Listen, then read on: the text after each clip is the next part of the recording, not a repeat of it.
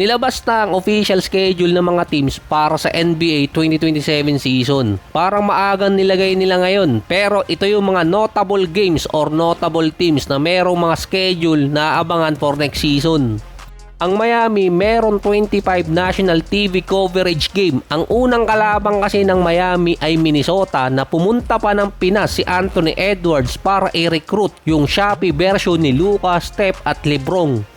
Hindi sinama ni Edward yung Shopee version ni Jalen Bronson. Unang beses na makakalaban ni Giannis ang Milwaukee Bucks, ang dati ng team, sa November 19. Home court yun ng Miami. Mauunang bumalik si Tyler Hero. Kaya pala itong si Hero nagpa-practice ng boxing. Baka daw gulpihin na naman siya ni Adebayo. Sa January 19 pa maglalaro si Giannis sa mismong Milwaukee Bucks. 50-50 chances yun dahil hindi alam kung healthy or hindi si Giannis until next season or mid-season. Sa commercial schedule pa ng Miami Heat, parang pinatatamaan nila yung Boston kasi ilang beses silang tinalo, ilang beses din nilang tinalo yung Celtics, parang rival. Ang Sixers naman meron total na 34 games na televised na halos lahat nasa special date. Sila din yung isa sa 4 na teams na merong pinakamadaling schedule based sa rate ng back-to-back games at rest day ng mga teams. Sila ang may pinakakonting 3 games in 4 nights. Tinawag di umanong LeBron effect yung nangyari sa Philadelphia. Nasa Sixers kasi si LeBron at si Joel Embiid. Si LeBron as much as possible mukhang gustong maging available para sa majority ng season dahil nga sa ticket price at sales revenue. Dahil nga tumaas pa ang presyo ng tickets nila. Si Embiid naman dahil mostly injured siya nung nakaraang season. Kahit sinabi niya pang healthy siya papasok ng season at ito ulit ang unang beses na off-season na wala siyang reported injury or listed injury, hindi nagpakasigurado ang NBA.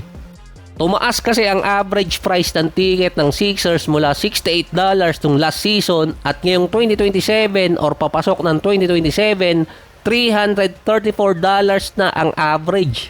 Isa pa rin sa tinawag na LeBron effect. Unang beses lang din makakalaban ni LeBron ang Lakers December 26 PH time pero Christmas game yun sa US. Si Jaylen Brown naman unang makakalaban ng Celtics November 11 pero home court to ng Philadelphia. Babalik si Jaylen Brown sa mismong Boston January 22. Siguro naman si Tatum ang paiiyakin ngayon ni Joel Embiid kasi nung Game 7 hindi naglaro bigla itong si Tatum dahil injured daw. Kaya naiwan si Jaylen Brown sa ere at siya ang sinisi kung bakit natalo pa sa Game 7. Base pa dito kay Jaylen Brown, hindi pa sila nag-uusap ni Tatum after ng trade. Mukhang ginagaya na ni Tatum yung mga gagawin nitong si Brown. Hindi naman papatalo si Wembanyama kung LeBron effect lang din. Meron ang San Antonio na 34 games na televised. Pumaldo si Commissioner last playoffs. Maglalaro din sa mga special date yung San Antonio at sila yung isa sa merong pinakamahirap na schedule. Dahil yun sa set ng 3 games in 4 nights, isa ang Spurs sa merong mid-tier na schedule na merong 3 games in 4 nights.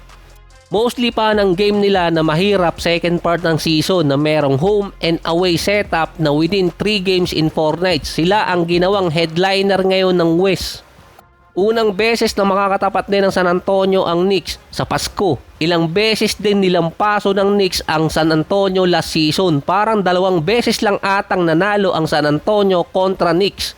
Kasama na yung regular season, playoffs at play-ins. Based din sa mga ticketing website, kapag kalaban ng isang team ang Knicks, sila ang merong pinakamahal na average na tickets. Kasama doon ang home and away.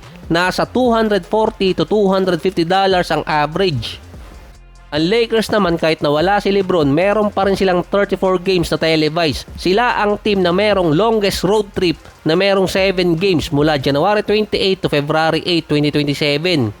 Meron din naman silang madaling schedule, 3 set ng tig 5 games sa kanilang home court at mukhang reunion game ang mostly mangyayari. Kahit meron silang 34 games sa televised, 5 dates lang doon ang binigay sa kanila na importante. Hindi tulad sa Philadelphia, nasa 6 or 7. Parang nawala sa mapa yung Lakers nung umalis si LeBron. Parang balik ulit sa maladalas na situation si Luka na walang masyadong media coverage.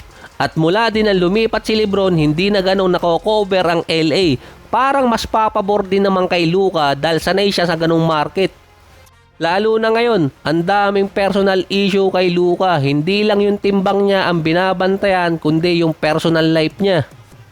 Kasama kasi sa issue na yon, hindi stable ang Lakers ngayon since last season. Under kay Mark Walter, nagpalit ng mga executive ang Lakers at nagdagdag pa ng ibang role.